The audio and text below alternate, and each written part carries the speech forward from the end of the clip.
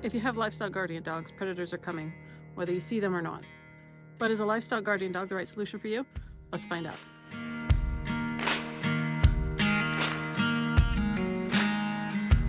You may already know this, but livestock guardian dogs like Great Pyrenees, Maremas, and Anatolian Shepherds are bred to protect livestock from predators. They're independent, loyal, and have strong instincts. Very icy here. But they also require the right setup, training, and a significant financial investment. If you're considering an LGD for your homestead, it probably goes without saying, but LGDs are not suited for an urban, suburban environment with neighborhoods and small yards. These dogs have roamed thousands of acres for thousands of years. If they're feeling predator pressure and they feel that their area is not secure, they will wander to expand their territory. Weird noises going on over there. Think of it like Frodo leaving the Shire, except instead of carrying a ring to Mount Doom and running from orcs, they're chasing off enemies and redrawing their map while they're at it. It'll be the farthest away from home I've ever been. With this in mind, you'll want to consider the amount of land that you have, how close your neighbors are, and busy streets, and whether you'll need fencing appropriate for dogs, not just livestock. 99% of the time, the answer is yes. You're going to need fencing. Fencing should be about 4 to 5 feet tall, and depending on the dog, you may need hot wire on the top. Our dogs don't leave or haven't left, but we are prepared to add hot wire to the top or the bottom if needed. And this is our fence. Let me see if I can get Apollo to come here.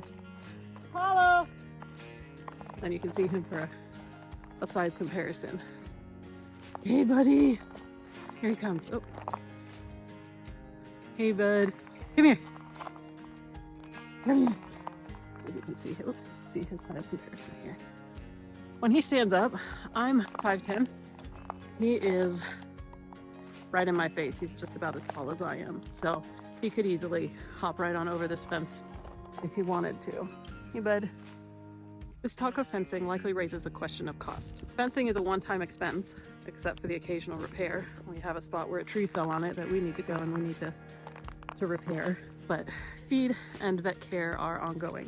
Our dogs each eat a maintenance diet of 4 to 6 cups of dry dog food a day, a daily raw egg or two, and the occasional treat depending on the dog and the time of year. They visit the vet at least once per year, and we also keep emergency supplies on hand because we aren't going to run into a vet every time they get into a tiff with each other or who knows, other animals or something.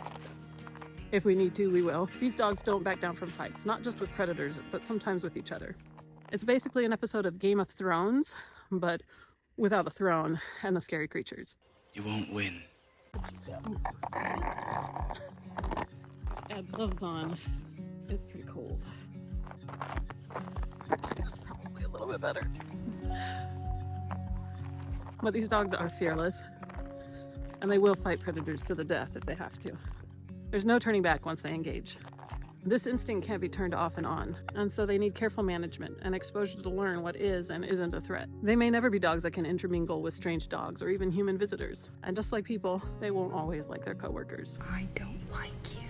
These dogs need a job. If they aren't busy or don't have livestock to bond with, they will protect you, and you will be the job.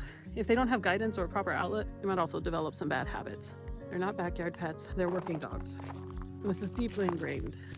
Whatever purpose you have for them, they need basic training and an outlet for their instincts. No training? Well, you might as well hand them the keys to your farm and let them make the rules. Don't give away the farm. They're not a set and forget kind of dog.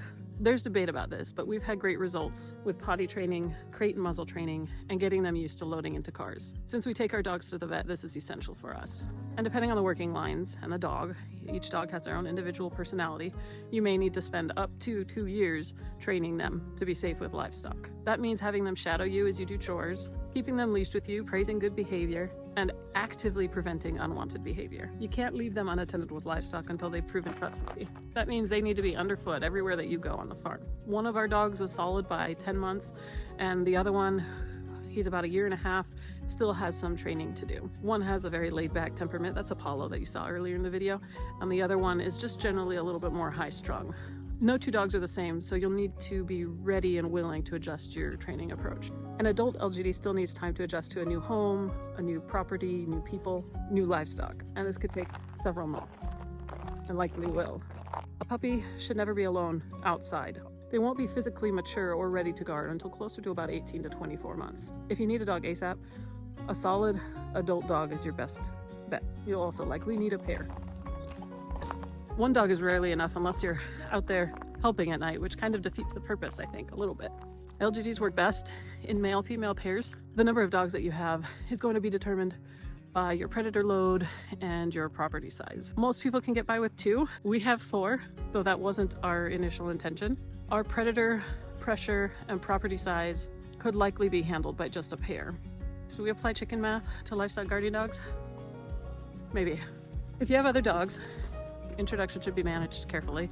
How you introduce them depends on your setup and the new dog's temperament. Neutral ground leash walks are best for older dogs.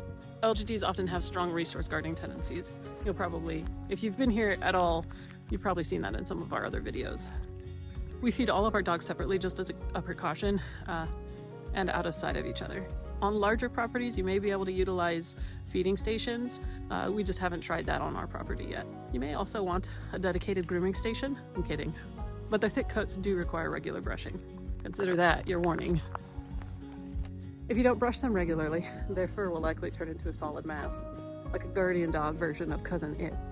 No, Cousin It, I think this calls for a bit more subtlety. At the end of the day, livestock guardian dogs can be an amazing addition to a working homestead, but only if they're the right fit. Are there other ways to protect your livestock? Sometimes upgrading infrastructure is the best option. Our 4 livestock guardian dogs cost us roughly $500 a month just in food alone. Do you have the space, the livestock, and the commitment to bringing on a livestock guardian dog? If so, you've likely just found your farm's best defender. If you still have questions or you want to add to the discussion, go ahead and leave a comment. Thank you for watching, and we'll see you next time.